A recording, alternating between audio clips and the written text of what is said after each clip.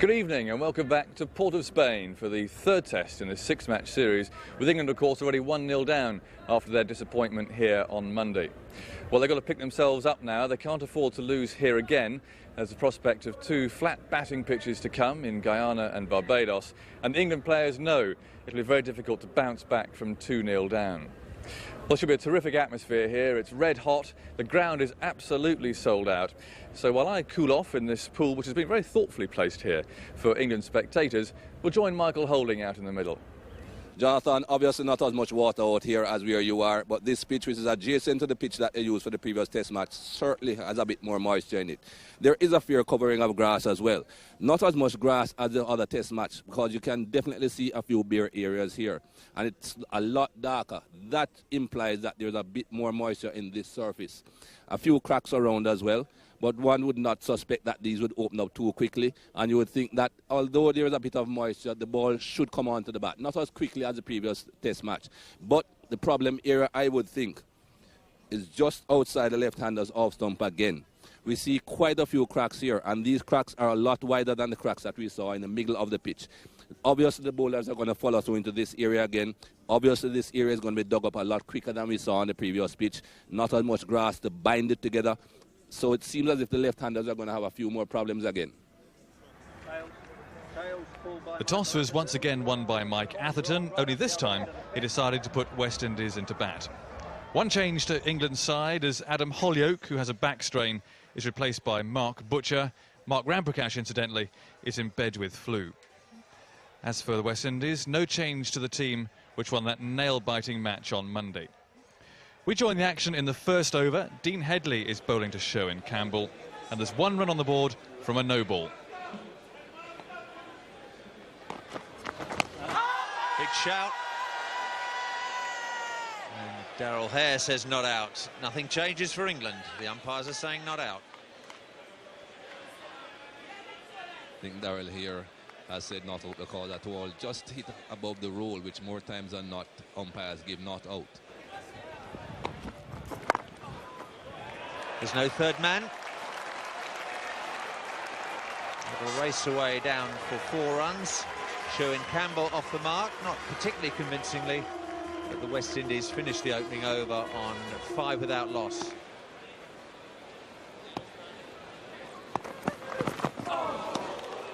It's a smashing delivery. That's what Atherton's looking for from Andy Caddick. And a bit more consistently. That was a beauty. Well pitched up, just a bit of sideways movement.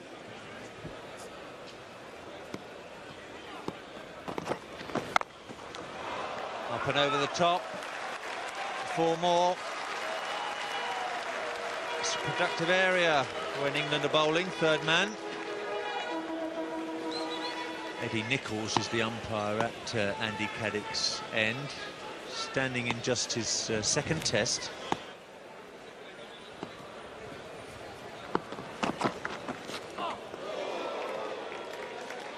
Good movement of the seam there for Dean Headley. Ball not carrying through to the wicketkeeper though.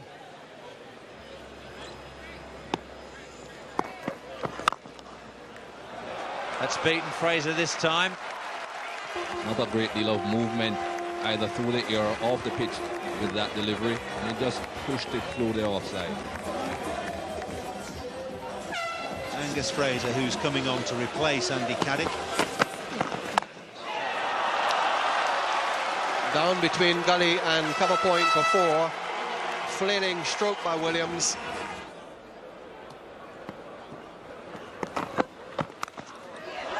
Got him! Well done, Caddick. Absolutely the right decision now. Beautifully held low at slip by Graham Thorpe.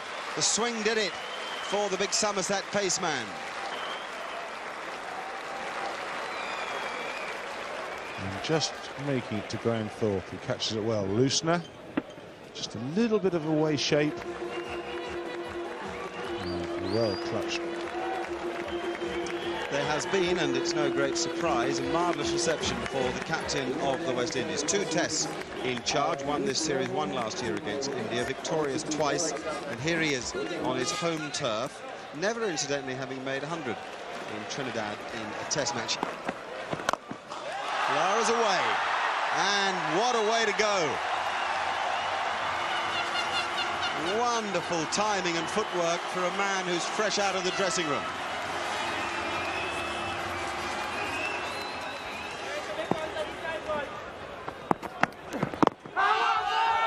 It's not a mile away either, I'll tell you.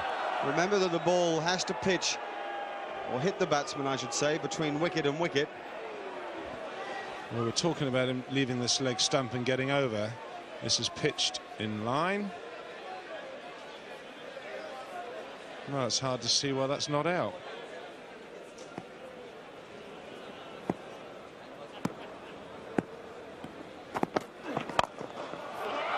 Runs here for Lara, 4 of them. Didn't quite hit that where he meant to, actually, but because it came onto him a bit slower than he thought it might, he just adjusted, closed the face a bit earlier and timed it pretty well.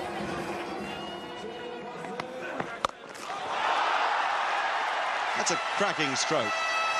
Wasn't especially short from Fraser, and it certainly didn't rush onto him.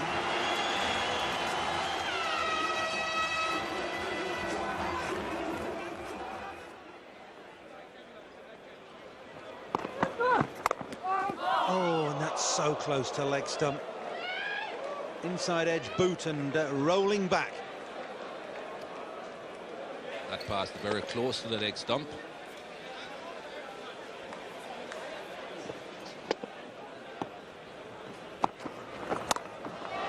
Carved away by Sherwin Campbell. So the epitome of a Caribbean stroke. Giving it the full works outside off stump and picked up 4. Just a dot of cloud away over the northern ranges. Lara across again in front of all 3. And hitting it away very fine for 4 more.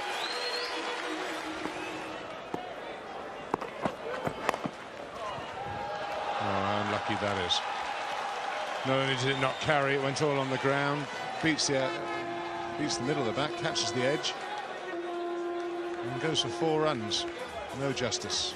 So that is disappointing for the bowler. Good line by Caddick. Campbell very reluctant to come forward.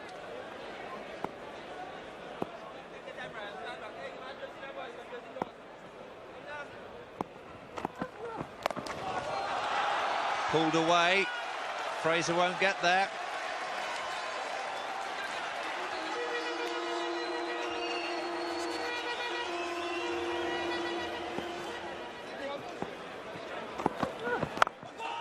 Threw mid off 4 more.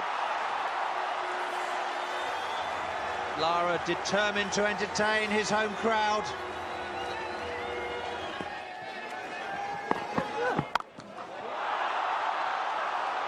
That's a terrible delivery from Caddick, got just what it deserved.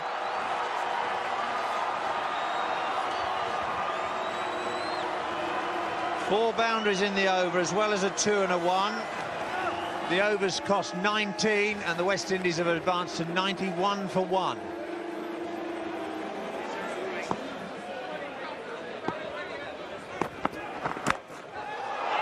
Thorpe's got him. He's catching well, Graham Thorpe, and that's a vital wicket for England. Showing Campbell's innings is over, and the West Indies 2 down for 93. I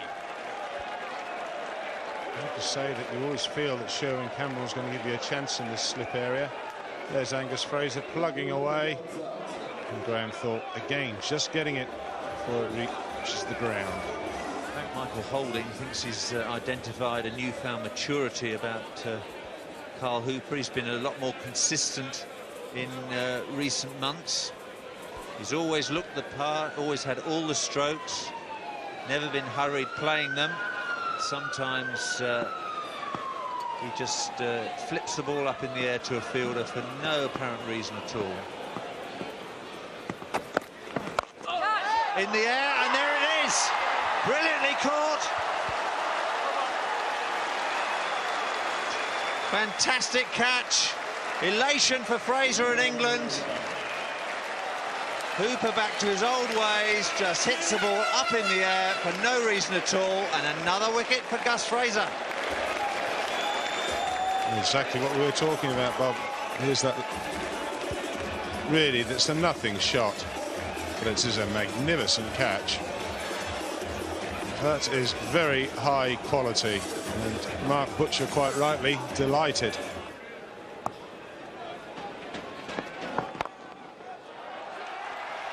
That's shoveled away through mid-on. A lot of bottom hand in it. Tufnell just pulls it back, and they have to settle for 3.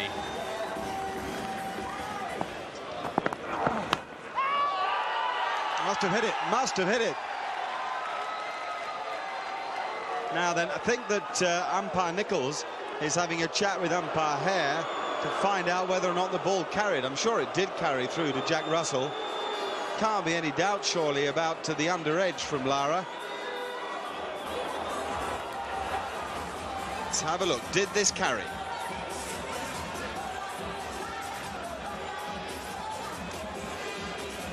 Sure did. I think it made it. 1 or 2 boos. That's actually the most conclusive of all the views. Yeah, it's given out. The light has gone the way of England.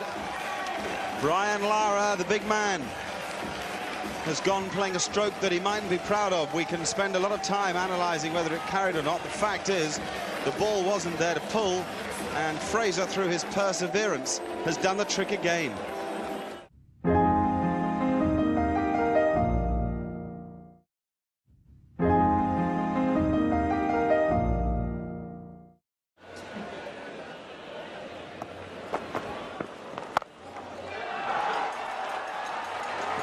No way to hide for poor Angus Fraser. He'll pull it back. How often does that happen in this game? Try to hide a man, try to give him a little breather, and he has to chase the ball something like 50 or 60 yards in the outfield immediately afterwards. Dean Headley continues now. Jimmy Adams in strike, and he's got it through. There's no third man. Outfield is quick, but not all that quick that the fielder can't pull it back. In fact, it should have been free. Chanderpaul a little bit hesitant in going for the third. So 2 runs to Jimmy Adams brings him 2,000 runs in Test cricket. Dropped it. Both hands to it. Going down. But both hands to it. And that's a chance. Dean Headley would reckon would have taken that catch 80% of the time. Well, it's short and it's pulled, and it's not really pulled very hard. And well, Dean Headley got into position, then couldn't hang on to it. Well taken. Well, England taking a vital wicket there. Tremendous closing catch. The captain has snatched a catch out of nowhere, and Jimmy Adams, not for the first time, goes to a catch at short extra cover. David Williams in at number 7 for the West Indies. Caddick into Williams now. Oh, he's bowling, first ball. Middle stump, cartwheeling out of the ground, and Caddick's back.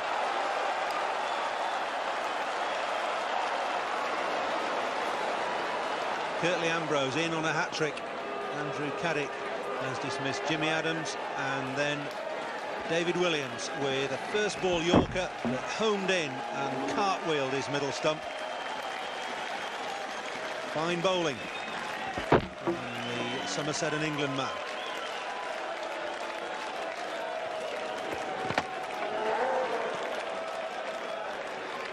Always quite difficult to negotiate deliveries like that when you have just come to the crease. David Williams falling across the off stump and playing across the line of the ball. The line was excellent. The length was even better. So here we are. Hat-trick ball. Caddick to Ambrose. Oh dear. Well, he was trying for the Yorker again, I think. And that is a fine over from Andrew Caddick. 2 wickets, 2 runs, and the West Indies in deep trouble. 132 for 6. Well, he's not smiling, but I'm sure he's happy. And here's Fraser. It's a good shot from Chanderpaul. It's one of his trademarks. Played with a lot of bottom hand and thumped through mid-on for 4. Ambrose has faced just the 1 ball, and Caddick's bowling to him. And he's off the mark with 4. Quite deliberately played down through third man.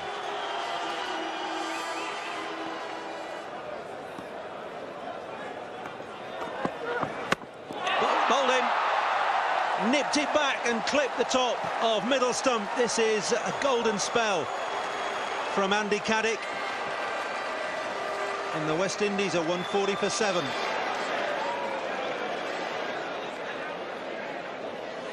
Kenny Benjamin, next man in for the West Indies, in at number 9, with his side in strife at 140 for 7. Andrew Caddick has taken 3 wickets in 5 balls, this being the 3rd, clipping the top of middle and off. Ambrose nowhere, just shuffling in the crease. And ecstasy for Caddick.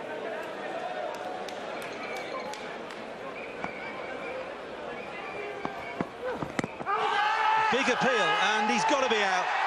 Daryl Hare gives Kenny Benjamin out, 2nd ball. Caddick strikes again. That's his 5th wicket, and Kenny Benjamin has only lasted 2 balls. Nixon McLean in at number 10 for the West Indies. And in the middle of a blitz from Andrew Caddick, who's taken his 5th wicket, as Kenny Benjamin is plumb LBW. That would have hit nothing more than middle stump halfway up. But Caddick's delight is obvious. Nixon McLean's 1st ball. And a very confident stroke gets him off the mark. It's a long chase for Michael Atherton.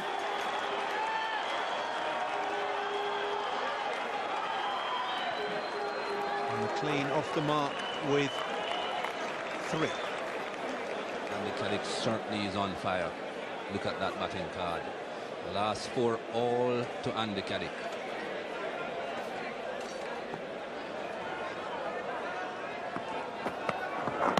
Oh, that's got to be out.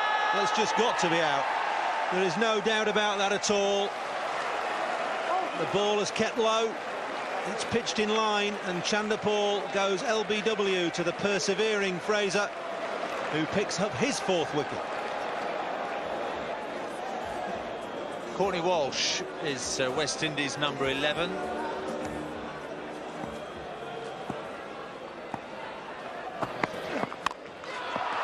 It's up and over from Walsh.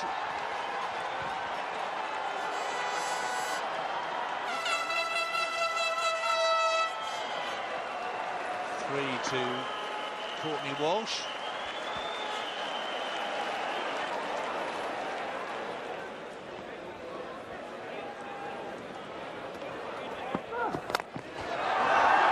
Through extra cover it goes, though. And back for 2. It's been the most fantastically entertaining day's cricket, full stop.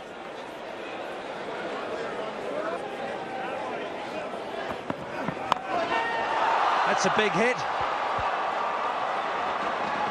Headley takes it comfortably. The end of the West Indies innings. They're all out for 159. Nixon McLean, the last man out for 11. Courtney Walsh left not out on 5. But what a day for England. Well, what an extraordinary collapse. 93 for 1 became 159 all out. 9 wickets going down for 66 runs. And ironically, Hooper and David Williams managed just 1 run between them.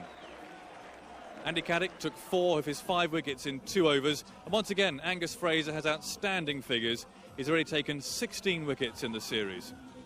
So England's batsmen had to go in and face the music. We pick up play in the 1st over. Walsh is bowling to Mike Atherton.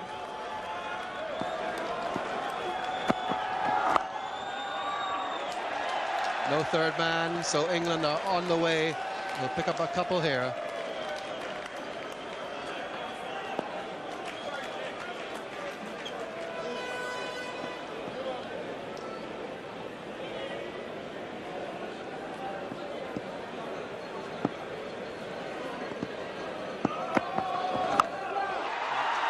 Got it, dropped it. Brian Lara. Hooper got the rebound but didn't hold it on. That was a comfortable catch straight into the lap, and Alex Stewart survives. Had 2 bites at this, the West Indies. Lara really should have got this. Slip catches go, it was fairly comfortable. And then Hooper had a go at the rebound, and I thought he got it for a minute. Walsh is ecstatic, then particularly upset.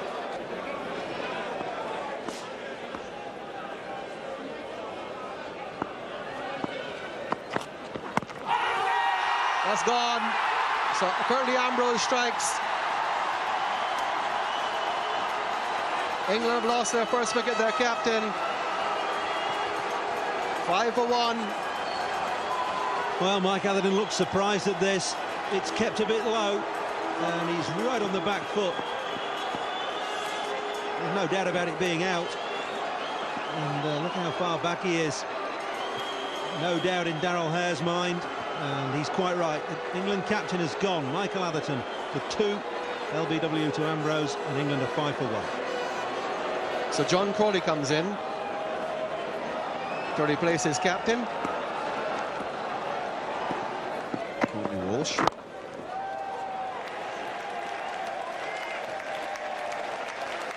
Every time you watch him, you're thrilled by the timing.